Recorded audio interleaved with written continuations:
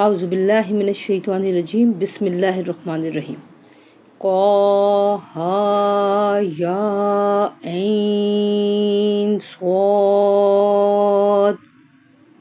یہ تذکرہ ہے اس رحمت کا جو تمہارے پروردگار نے اپنے بندے زکریا پر کی تھی۔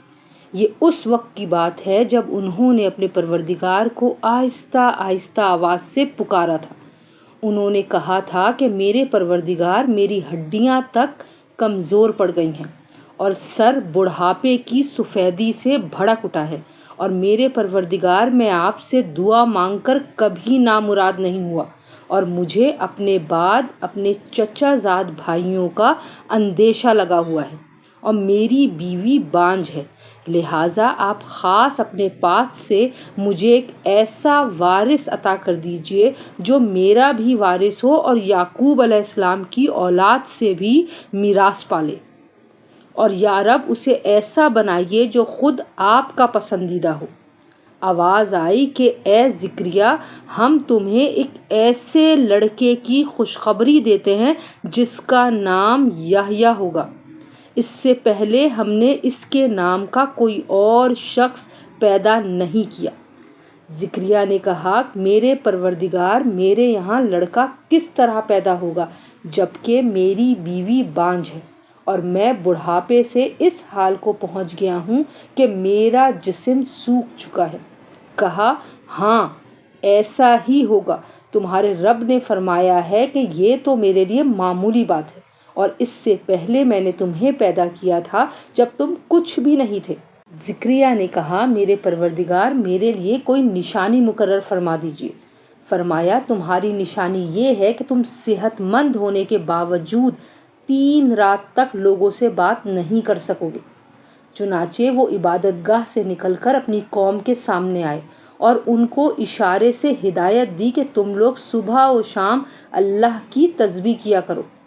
پھر جب یحییٰ پیدا ہو کر بڑے ہو گئے تو ہم نے ان سے فرمایا، اے یحییٰ، کتاب کو مضبوطی سے تھام لو، اور ہم نے بچپن ہی میں ان کو دانائی بھی عطا کر دی تھی، اور خاص اپنے پاس سے نرم دلی اور پاکیزگی بھی، اور وہ بڑے پرہیزگار تھے، اپنے والدین کے خدمت گزار، نہ وہ سرکش تھے نہ نافرمان، اور اللہ تعالیٰ کی طرف سے سلام ہے ان پر، اس دن بھی جس روز وہ پیدا ہوئے، اس دن بھی جس روز انہیں موت آئے گی، اور اس دن بھی جس روز انہیں زندہ کر کے دوبارہ اٹھایا جائے گا۔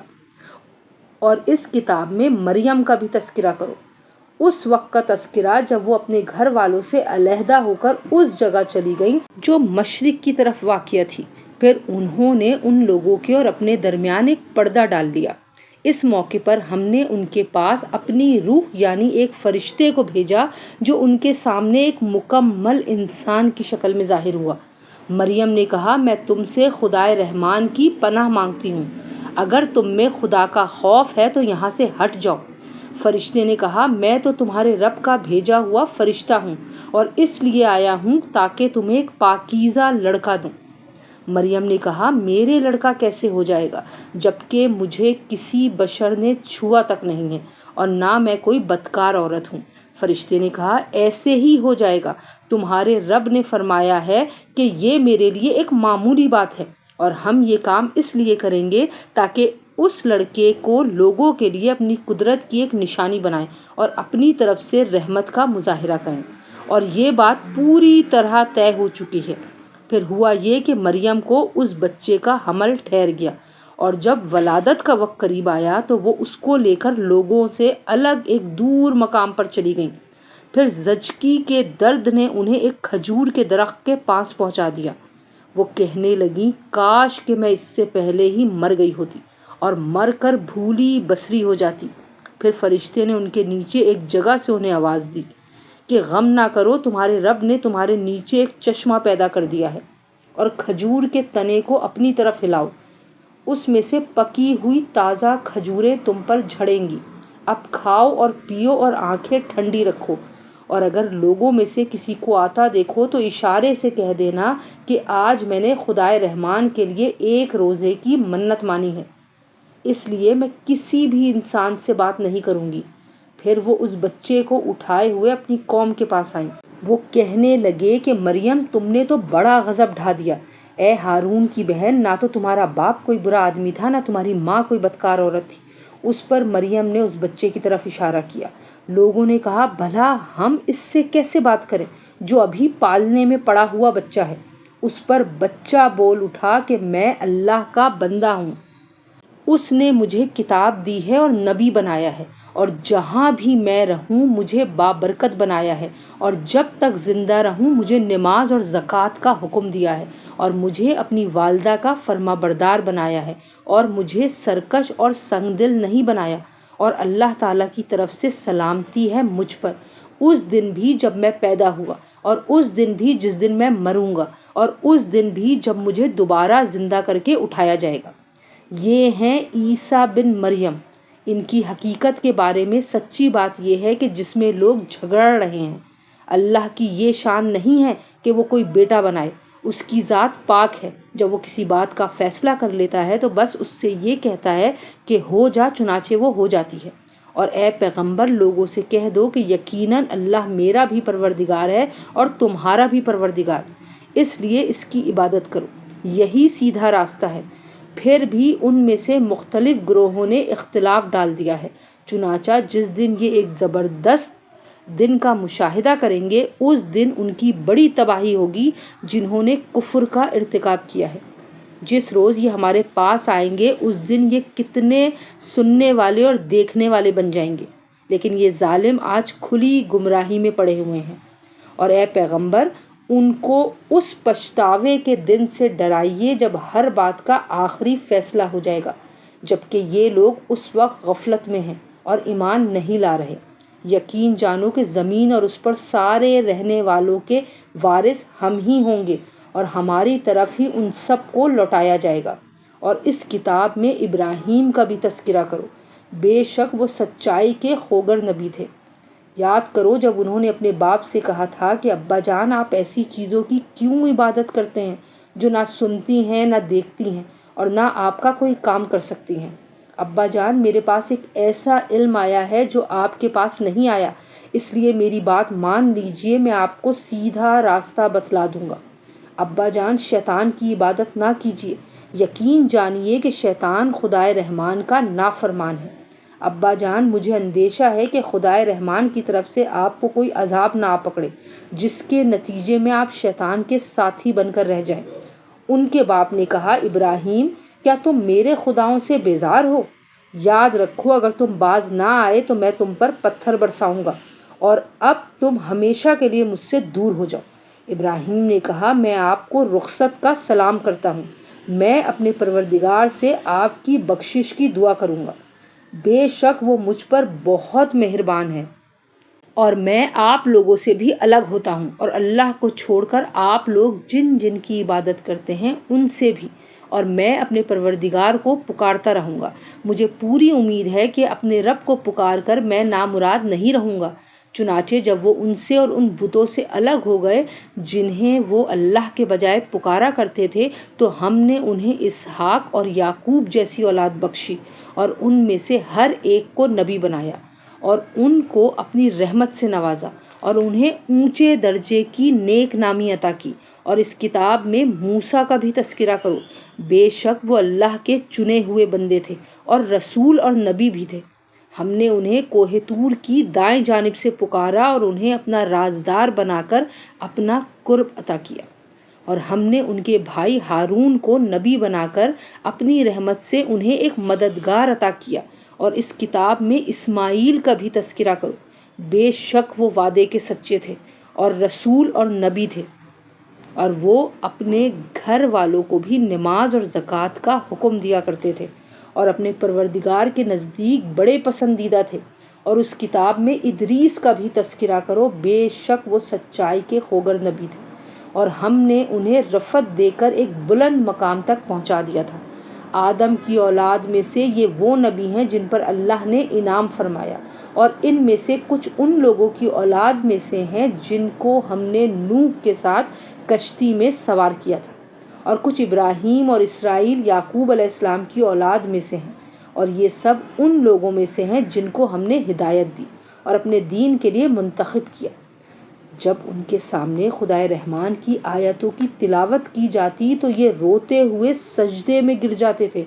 پھر ان کے بعد ایسے لوگ ان کی جگہ آئے جنہوں نے نمازوں کو برباد کیا اور اپنی نفسانی خواہشات کے پیچھے چلے۔ چنانچہ ان کی گمراہی بہت جلد ان کے سامنے آ جائے گی۔ البتہ جن لوگوں نے توبہ کر لی اور ایمان لے آئے اور نیک عمل کیے تو ایسے لوگ جنت میں داخل ہوں گے اور ان پر ذرا بھی ظلم نہیں ہوگا۔ ان کا داخلہ ایسے ہمیشہ باقی رہنے والے باغات میں ہوگا جن کا خدائے رحمان نے اپنے بندوں سے ان کے دیکھے بغیر وعدہ کر رکھا ہے۔ یقیناً اس کا وعدہ ایسا ہے کہ یہ اس تک ضرور پہنچیں گے۔ وہ اس میں سلامتی کی باتوں کے سوا کوئی لغو بات نہیں سنیں گے اور وہاں ان کا رزق انہیں صبح و شام ملا کرے گا۔ یہ ہے وہ جنت جس کا وارث ہم اپنے بندوں میں سے اس کو بنائیں گے جو متقی ہو۔ اور فرشتے تم سے یہ کہتے ہیں کہ ہم آپ کے رب کے حکم کے بغیر اتر کر نہیں آتے۔ جو کچھ ہمارے آگے ہے اور جو کچھ ہمارے پیچھے ہے اور جو کچھ ان کے درمیان ہے وہ سب اسی کی ملکیت ہے، اور تمہارا رب ایسا نہیں ہے جو بھول جایا کرے۔ وہ آسمانوں اور زمین کا بھی مالک ہے اور جو مخلوقات ان کے درمیان ہیں ان کا بھی، لہٰذا تم اس کی عبادت کرو اور اس کی عبادت پر جمے رہو۔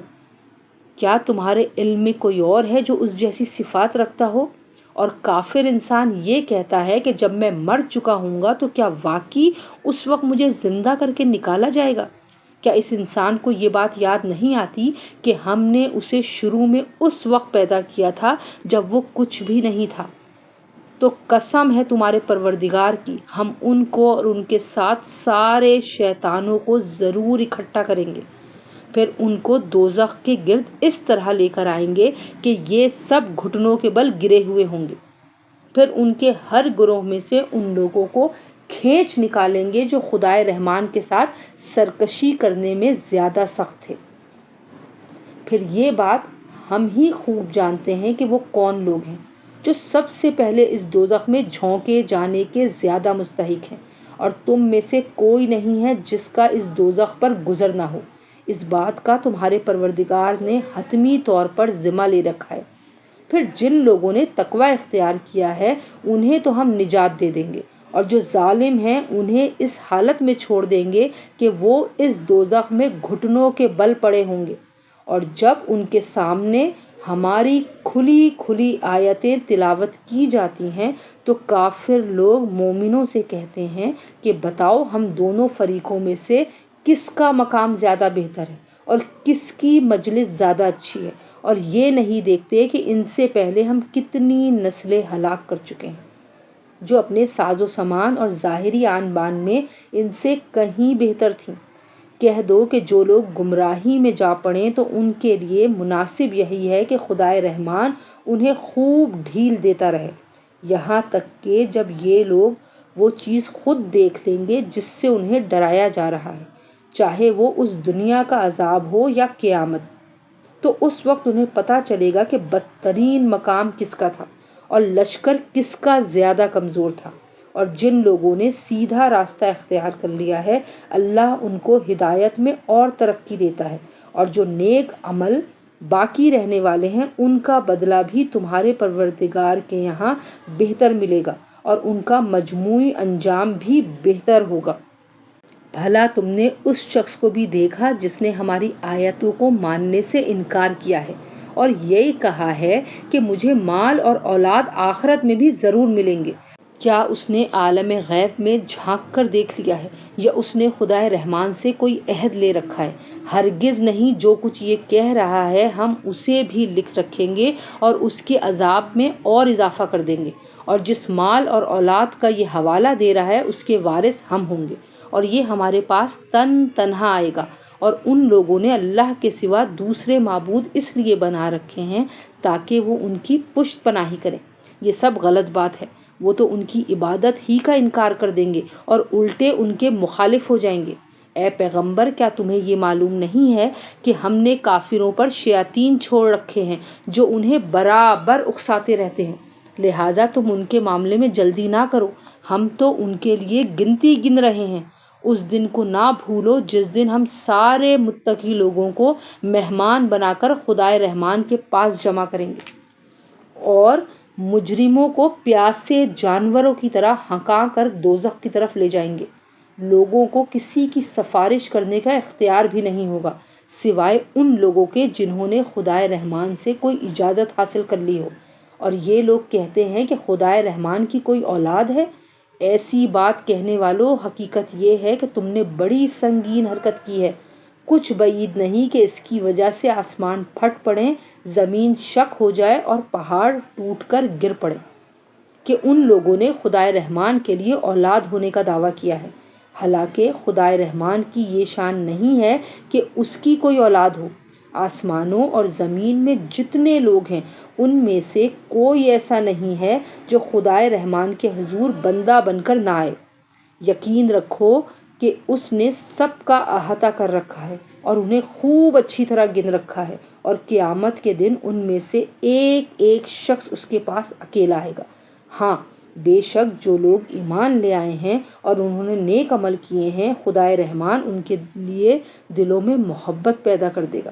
چنانچہ اے پیغمبر، ہم نے اس قرآن کو تمہاری زبان میں آسان بنا دیا ہے تاکہ تم اس کے ذریعے متقی لوگوں کو خوشخبری دو اور اسی کے ذریعے ان لوگوں کو ڈراؤ جو ضد کی وجہ سے جھگڑے پر آمادہ ہیں۔ ان سے پہلے ہم کتنی ہی قوموں کو ہلاک کر چکے ہیں۔ کیا تمہیں ٹٹولنے سے بھی ان میں سے کسی کا پتہ ملتا ہے، یا ان میں سے کسی کی بھنک بھی تمہیں سنائی دیتی ہے؟